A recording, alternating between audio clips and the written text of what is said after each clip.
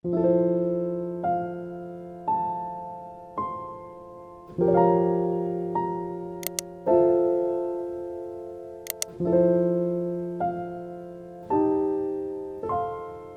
my beautiful buds, welcome back to my channel, Sprouts with Joy. My name is Joy, and if you like to talk about plants, you're in the right place. A little while ago, my friend Natalie asked me if I lost my entire plant collection, would I rebuild my plant collection, and if so, like what plants would I start with? And I did answer this question in my Q&A repot video that went up a few weeks ago. However, I just answered it kind of like off the cuff in the moment. I didn't fully think through it, but not gonna lie, that question has been like haunting me for the last few weeks, and I couldn't stop thinking about it because I just wasn't fully satisfied with the answer that I had given. And now that I've actually spent some time thinking about it, I want to share with you guys my thoughts. Now I decided to give myself a limit of 10 plants because if I didn't give myself a limit, I would just wind up with 100 plants. And that's not what I'm trying to do here. We're talking about a hypothetical situation, and realistically, because of the cost of plants, I would want to like go about it slowly and really take the time to find the specimens that I like. And these are the 10 plants that I would prioritize the most if I were to rebuild my collection. I'm not sure that this is even my favorite plants in my collection video, although there would certainly be overlap, because when I was developing this list, I was trying to consider, like, yes, these are all plants that I really, really like, just objectively speaking, obviously, but I also wanted to have a bit of a variety, and I also wanted plants that would be relatively low maintenance, because if these plants are going to be like the backbone of my collection, I want them to be plants that are not fussy and that I don't have to worry about that much. I also wanted plants that would kind of look good together, because one of the most significant parts to plant collecting that I love is actually styling my plants and finding good spots for them and having like a nice variety between like trailing and climbing plants and that sort of thing. And for that reason, a lot of these plants are also on like the medium to large side, or at least have the potential to get really big, because again, if my goal is to like decorate my house and get it to feel like I have a robust plant collection again, like I want that jungle feeling, you know? One more caveat before we begin.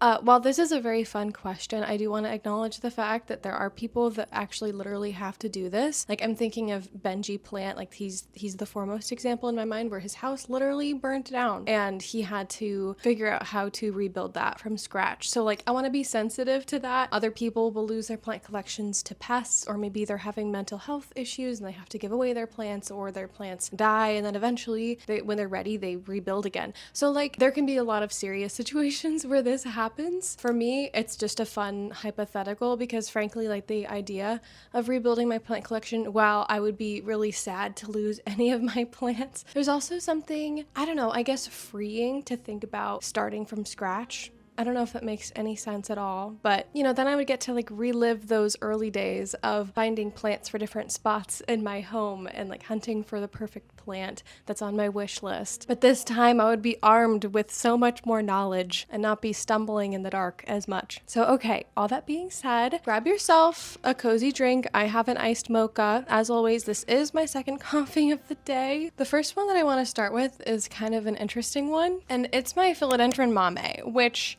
I understand, like, this is a little bit weird. I have 2 different pots of philodendron mame going on. I'm gonna give you a good look at them really fast, and then I'm gonna set them down so that I can actually talk. Now, if you're new to my channel, you would not know that I had thrips ravage my collection over the fall, so a lot of my plants got really damaged, and philodendron mame is one of them. I almost lost this plant, and a big reason that I put this plant on the list was that the notion, like, there were some plants where like they were almost dead and I was like, I don't know if I would like necessarily try to go out and rebuy this plant. Like, it wouldn't be in a big rush. But when my philodendron mame almost croaked on me, I knew immediately that I would try to find a new replacement like that. Like, I could not really imagine my collection without my philodendron mame. This was one of the first, I guess, rare plants that I added to my collection. It was one of the most expensive plants that I'd ever purchased at the time. And even still to this day, I think it's one of the most expensive plants that I purchased. At this point, I mean, it's not worth nearly as much as what I paid for it, which like is par for the course at this point with plant collecting because of the way that everything went. But regardless, I guess I will insert some footage of like what this plant looked like in its prime in my collection. I would love to get back to that point with this plant. But I will say one benefit, if I were to like start over and have to go find a new philodendron mame, that would give me the opportunity to find like the perfect specimen. I wouldn't necessarily want it to be like extremely large to start out with because I wouldn't want to get too overwhelmed, but I would want to find one that's just like really healthy, really robust, has several really nice leaves, and that notion is super exciting to me because right now, I mean, I have hope because obviously I have like technically two plants because I did like have to like chop up this plant properly. There's a whole story background to this plant. Okay, it's not where it used to be before at all, but I am so excited to get it back to its glory, I guess. And this is definitely a plant that this is probably the first plant I would try to go out and find, if I'm being completely honest. Like, this would be the number one plant. And does that mean that this is my like most favorite plant in my collection? I don't know. I think it's really close. The way that it is right now, I can't say that it is because it's just like it's not where it used to be. And frankly, when I look at it, yeah, I get like a little bit sad inside. But in general, its potential and the way that it generally like will look, I do love this plant a lot and I would want it immediately. I know what you might be thinking, like, Joy, that's not that great of a looking Monstera albo, but okay, listen to me, listen. I'm transitioning to this plant because this is a plant that was also ravaged by thrips in much the same way that my mame was. And this right here is a top cut of the plant. It's my attempts to salvage it, which I will. I have high hopes. We're gonna be fine. But similarly, actually, I haven't even had this plant for a year yet. I had this plant for maybe 3 months before it got just destroyed by thrips. But when I first got it, oh my gosh, it was so beautiful. And I had wanted a Monstera albo for such a long time, but I just never really wanted to obviously like pay like the big price tag for it. But the prices have been coming down a little bit, and I got this plant for a fairly good price. I mean, it was still expensive, but for like a big plant with so many leaves, yeah, it was solid. And similar to the mame, when I knew that this plant was being ravaged by thrips and I might lose it, I was like, you know what? I would rebuy it. Even though I had literally just gotten it that year and it's expensive, I knew that I would want it in my collection. Like, now that I had it, I didn't want to be without it again. Another reason that I'm picking the Monstera albo, did I even say what it is? Another reason that I'm picking the Monstera albo is that I would want at least one like big leaved Monstera, you know, like the classic Monstera deliciosa. I would want at least one of those in my collection, and there are many options. I personally have 3. I have a regular green Monstera deliciosa, I have the Monstera albo, and I have the Thai constellation. I don't have the aria or anything like that. But here's another caveat I completely forgot. I also decided to limit this list to plants that I already have in my collection. That's an important caveat. And I did that because otherwise I was just overwhelmed by the possibilities. And I thought, like, okay, if I'm rebuilding my collection, let me start with the plants that I've already had previously and have experience with, okay? Anyways, now that we have that out of the way, so Monstera albo, of the like 3 that I own that are like the big leaf Monsteras, I think Monstera albo is my favorite. I love the look of the Thai constellation, but it just grows so slowly that I decided I think I would rather have this one because it's like a little bit quicker. I mean, it's not super fast, but it's a little bit quicker, and the variegation, I mean, it's just to die for. I adore it. We're already looking at kind of a hefty price tag between the mame and the albo, although I'll have to look and see how much the mame is nowadays because it's not nearly as expensive as it used to be. Yeah, looking at the rest of these plants, I do have some common plants mixed in, so like it's not gonna be too crazy. Also, these are not in any particular order. I did start with like, I think the plant I would get first, which is the mame, but other than that, yeah, these would all just like file in. Like, I might just go to a plant store and find as many of them as I can. Or maybe I would take my time. I don't know. But anyway, next one. This right here is Anthurium clarinervium. And I knew that I wanted at least one Anthurium for my collection to be part of my like rebuilding process. Part of the reason that I picked the Anthurium clarinervium is that it would be one of the easier ones to find and also relatively affordable nowadays. So like that's part of the reason. Also, side note, look at this newest leaf. I'm sorry. What?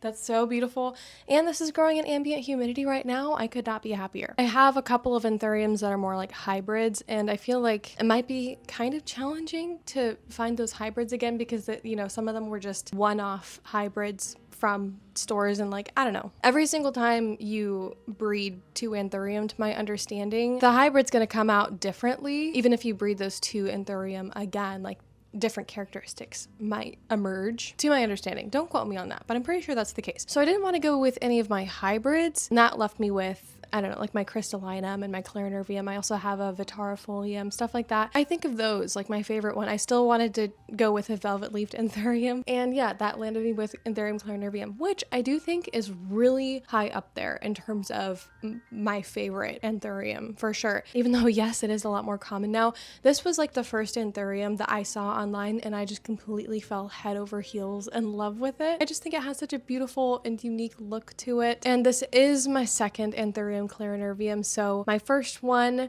did in fact perish eventually. It got root rot a number of times, and it just never liked me. I don't know if it was just like a bad batch, or maybe I just was still, I mean, I think it was one of my first anthurium that I owned, so I was still figuring it out, and it kind of suffered through my beginner hands.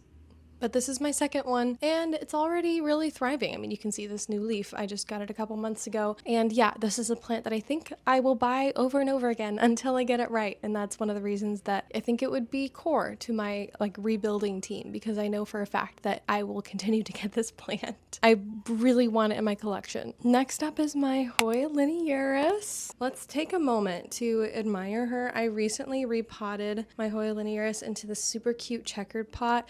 I keep pointing it out in like every single video because I can't get over it. I think it's the perfect pot for this plant, and it's such a pretty plant. But yeah, spoiler alert, I think this is the only Hoya in this list. Part of that is, again, because I kind of wanted more variety, so I didn't want to like list like 3 or 4 Hoya and have that be like half the list, because I think it easily could have been. But I do think that this might be my favorite Hoya. If not, it's in like my top 3 favorite Hoya. And it's also a super nice trailing plant, and I feel like it's a unique plant, and just the visual interest that it provides, like the change in texture, just from a styling perspective, I would 100% want to immediately have Hoya linearis back in my collection. Kind of similar to the Philodendron mame, I just feel like my collection would not feel right or complete in any sense of the word without Hoya linearis. I would be really sad to see this specific Hoya linearis go. I'm comparing it to the mame again. The mame, I mean, we've been through a lot, but it would almost be a relief to get a new one just because it's not in its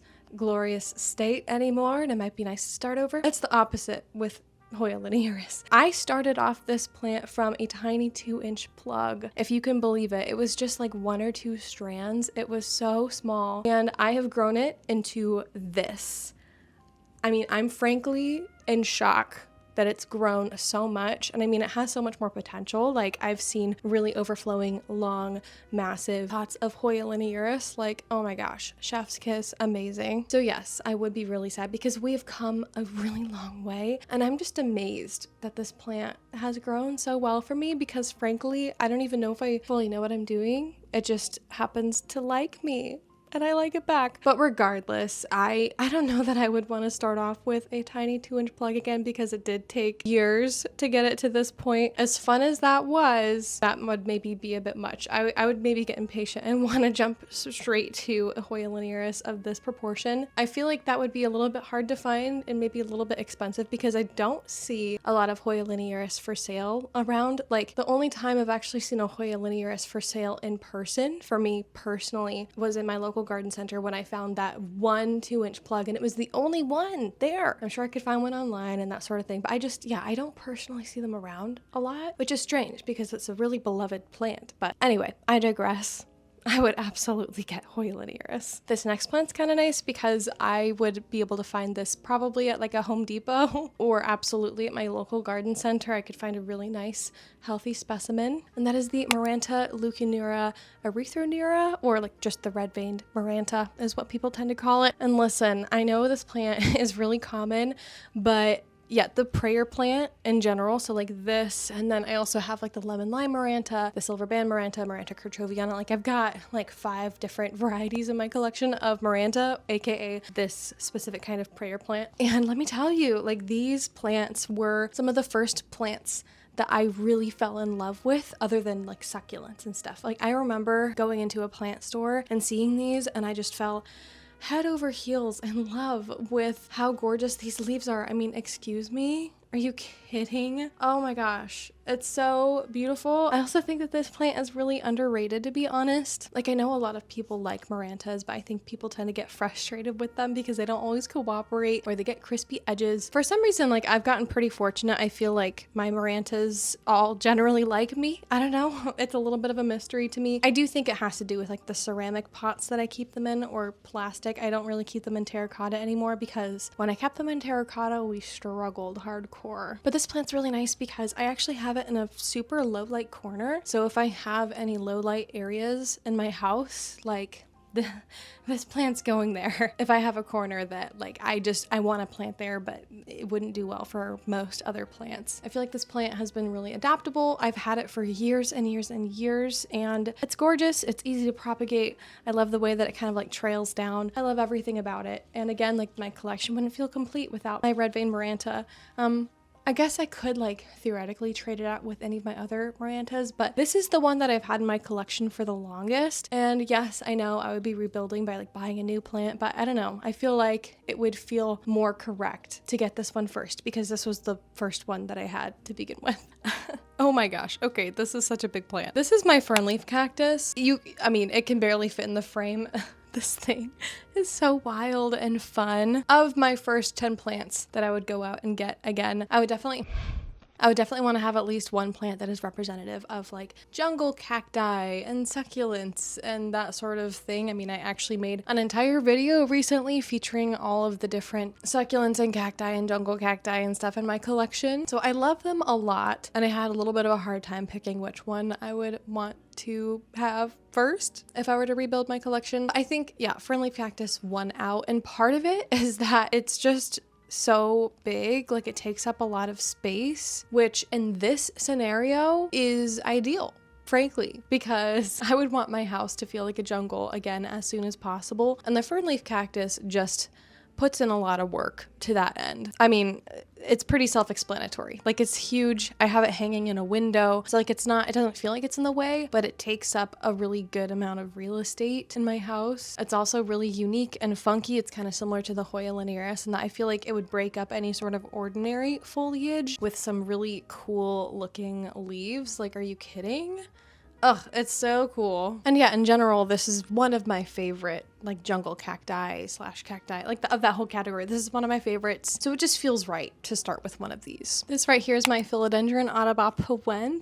And oh my goodness, I just love this plant so much. I feel like I haven't talked about it a whole lot on my channel recently because it kind of has stagnated a little bit, which was surprising to me because it was growing really well for a long time. But even so, this will always be one of my favorite philodendron. And the mame is a crawling philodendron, so I thought that was a good one to include, but I also wanted to include like one climbing philodendron. And of all my climbing philodendron, I was sort of torn between like philodendron gigas and philodendron Audubon. I guess I could also throw in like my splendid and like my Florida ghost, I guess, but let's not muddy the waters. This is the one I committed to, and part of the reason that I did that is because of the red backs of the leaves. If you've been on my channel for a long time, and some of the very first videos that I ever made, I was just raving about red backs to the leaves, and that will always be one of my favorite characteristics in a plant. So I needed to include at least one plant in my collection that has super prominent red backs to the leaves, because are you kidding me? I just love it so much. And this leaf shape is everything. I mean, yeah, philodendron Audubon early on was one of my like first wish list plants. I think Becca de la Plants had a really small one in her collection, and I just was obsessed with how it looked, and I got one eventually, and it's been thriving in my collection ever since. We've been through a lot. I've propagated it a lot. It's always been so fun, and right now it's like the biggest it's ever been in my collection, and I love it. I would absolutely get another one, and I think that it would take up like a nice amount of vertical space, which is really nice. the next plant is over here. Now this is still a baby plant, but I figured I would include like another plant that takes up a lot of vertical space. I think technically it doesn't have to, but growing this plant as a climbing plant I think would be phenomenal. But okay, my Monstera esqueleto. Oh my goodness. This I actually got from my friend Natalie, who gave me like this question and video idea in the first place. I am fully aware that this plant has like not met its full potential yet. Oh my gosh, if you have seen like fully grown Monstera esqueleto leaves, they can get so massive, which again is something that we're looking for in this new critical mass of plants that I would be developing. I haven't had this plant in my collection for very long. I've only really had it since maybe October of this year. I already love it so much. It's given me like these 2 new leaves, and yeah, I just love it. I am also a really big fan of Monstera adansonii, but the Monstera esqueleto is like the adansonii, but like on steroids. And again, to add like a unique factor to this critical mass of plants that I have, I would want at least one plant that has these like holes in the leaves, you know, the fenestrations. And obviously like the Monstera deliciosa also kind of has this, but not like this where they look like actual holes in the leaves, you know? And I would want at least one plant in my collection to start with that looks like this. So like that's one big reason that I love it. But also in general, I just love this plant and I'm so excited for it to grow and get nice. But I know we're talking about like the theoretical brand new plant, in which case I would probably try to find one that's like even bigger than this. I mean, I love that I'm growing this from like a cutting and it's from a friend's collection. Like that's so special. But yeah, if I had to start over, I might even just go all in and get a massive esqueleto to start. So I don't even have to wait. I just get that like immediate gratification. But yeah, I love this plant so much. And this would be, I think this is, I guess the Monstera albo is another kind of more climbing vertical plant. But yeah, that would make like 3 more climbing plants in my collection. I think that works out really nicely. Okay, wow, I love this plant so much. This is my Scindapsus pictus exotica. From like an interior design perspective, this is absolutely one of my favorite plants. I have it sitting on a shelf by like some books and there's like a really pretty painting above it. So it just, I don't know, it's just a statement plant to me, and it's also one of my favorite trailing plants, which, side note, if you want to see a video about my favorite trailing plants in my collection, let me know. The leaves are just massive.